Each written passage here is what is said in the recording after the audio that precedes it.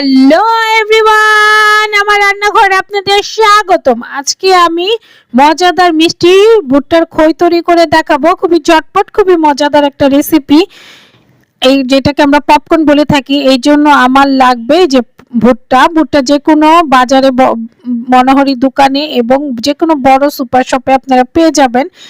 এখানে লাগবে লবণ, চিনি এবং তেল। খুবই সামান্য উপকরণ দিয়ে আমি আজকে তৈরি করে দেখাবো আপনাদের ক্যারামেলাইজড পপকর্ন, খুবই মজাদার মিষ্টি ভুট্টার খই। এই বিশ্বকাপ খেলা দেখবেন আর খাবেন। বিশ্বকাপ খেলার জন্য বিশেষ উপযোগী এই রেসিপি। এই জন্যই যে ফ্রাই প্যানে আমি 1.5 টেবিল চামচ পরিমাণ তেল দিয়ে নিলাম।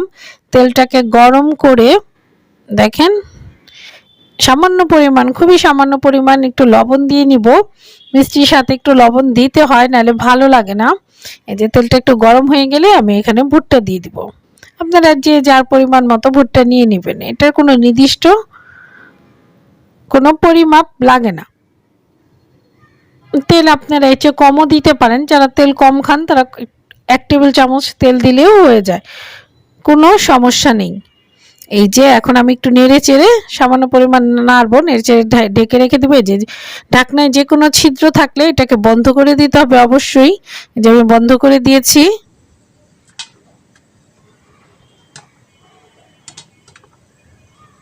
এই দেখেন ভুট্টার খইটা ঠাস ঠাস করে ফুটতেছে, খুবই অসাধারণ শব্দ। এই যে দেখেন, এই যে হয়ে গেছে।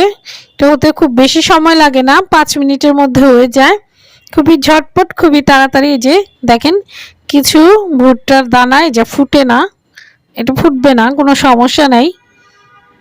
সবগুলো ফুটে না, 2-1টা রয়ে যায়। এই যে এটাকে আমি এখন নামিয়ে নিব। এই যে ফ্রাই প্যানে আমি সামান্য পরিমাণ পানি দিয়ে নিব। যারা যেমন মিষ্টি খান তারা তেমনই দিয়ে নেবেন। এই যে আমি 3 টেবিল চামচ পরিমাণ চিনি দিয়ে নিলাম। এই যে এখন এটাকে ক্যারামেল করে নিব নেড়ে চেড়ে। এখানে আর কিছু দেওয়ার দরকার নাই। যারা একটু স্পাইসি বা একটু ঘ্রাণ খেতে চান তারা এখানে সামান্য পরিমাণ চাট মশলা দিয়ে নেবেন, 1 চিমটি পরিমাণ। ওইটাও অসাধারণ মজা লাগে।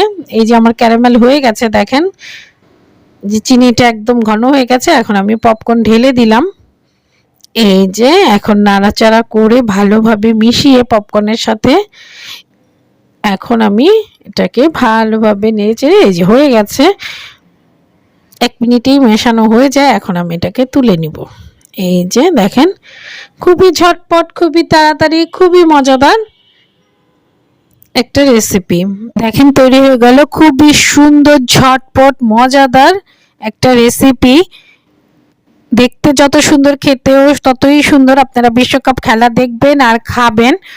এটা কিনে নিয়ে আসলে অনেক টাকা খরচ পড়ে, কিন্তু বানাতে খুবই সামান্য টাকা খরচ পড়ে এবং খুবই দ্রুত, খুবই তাড়াতাড়ি হয়ে যায়।